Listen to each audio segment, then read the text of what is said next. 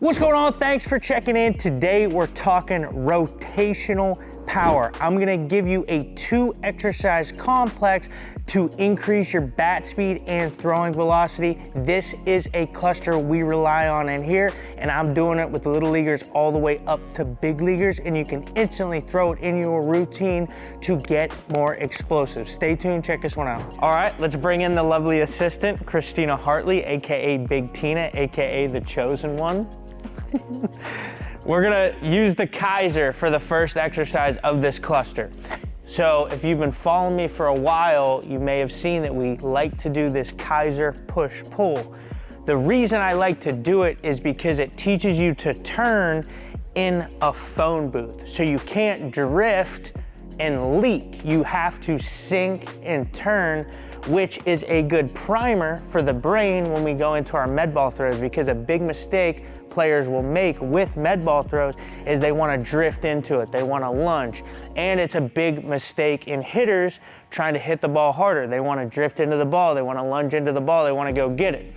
But we know from a biomechanics standpoint that it's better to sit, it's better to sink, and it's better to turn behind the ball rather than go get it, okay? So what this exercise does, in order to do it right, since you're pulling and pushing, you have to stay in one place, you have to turn, and you have to sink. So that's why this is a golden exercise to start a cluster with the Medball. So what we have the Kaiser. If your gym doesn't have a Kaiser, you can utilize a cable machine or bands. All right, we want this relatively light so we can rip it explosive and rip it quick. So what we're gonna do is we're gonna go under one arm with our back hand, okay? So you tuck it under your armpit and you overhand grip it.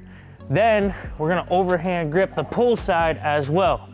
We're gonna get wide like we're landing in the swing, and we're gonna throw the back knee down while the front knee locks out. So you're here, make it pretty swing specific.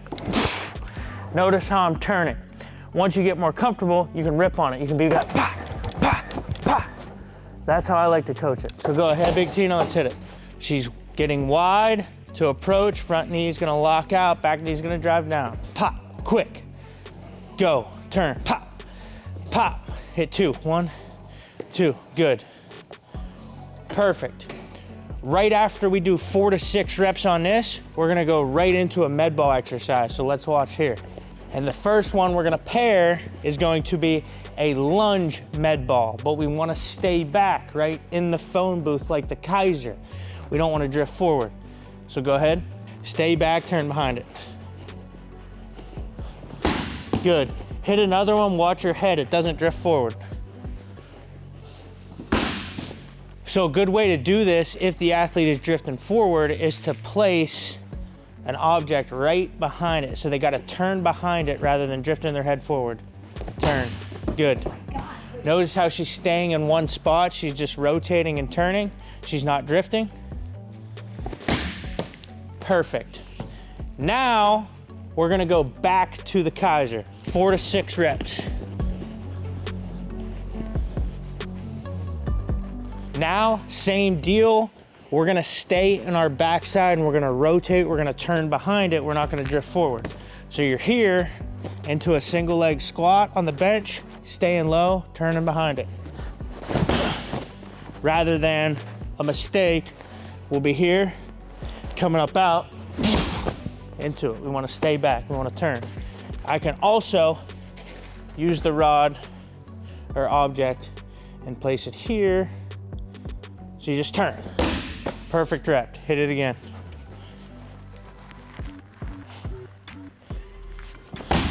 Perfect.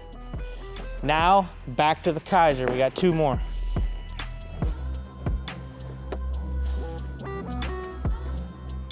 Third one is gonna be same deal, controlling it on this back side, not lunging forward. That's the whole key to this entire progression.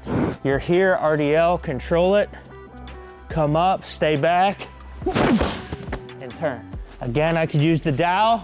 She's having problems, staying back. Good. Perfect. Now, back to the Kaiser for the last time.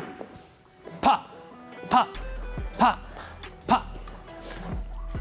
Now the last one, just a regular swing. Leg kick, down, go into it again, staying back.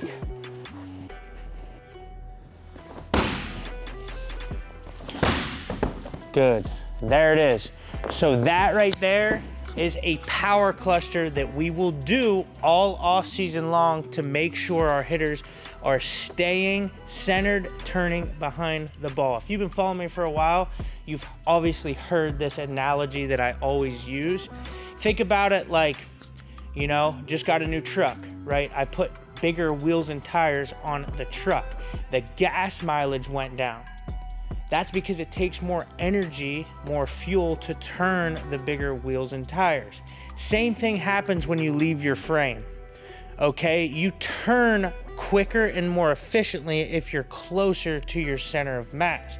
The more you expand away from that center of mass, the harder, the more force, the more leverage, the more you have to work in order to turn faster. So in your head, it makes sense if a ball's coming this way to go out and try to get it, to mash it.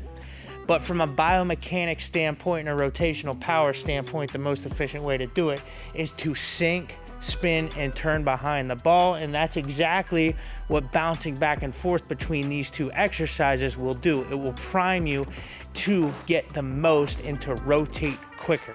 Hey, that's a wrap. Thanks for tuning in. Listen, if you want to build rotational power like our pro guys in here, go ahead, click the link in the description. You can get my complete world famous elite exit velocity program for completely free. Go ahead, click the link in the description to get started. You'll also get a month free trial to all my other programs that I've ever built in the SummersMethod Plus app. Again, go ahead, click the link in the description to start that. Also, always remember, we're pumping out weekly content on this channel, so do us a favor and subscribe for us. I appreciate you. We'll catch you next week. Game rewards the grind. It knows how much you've invested.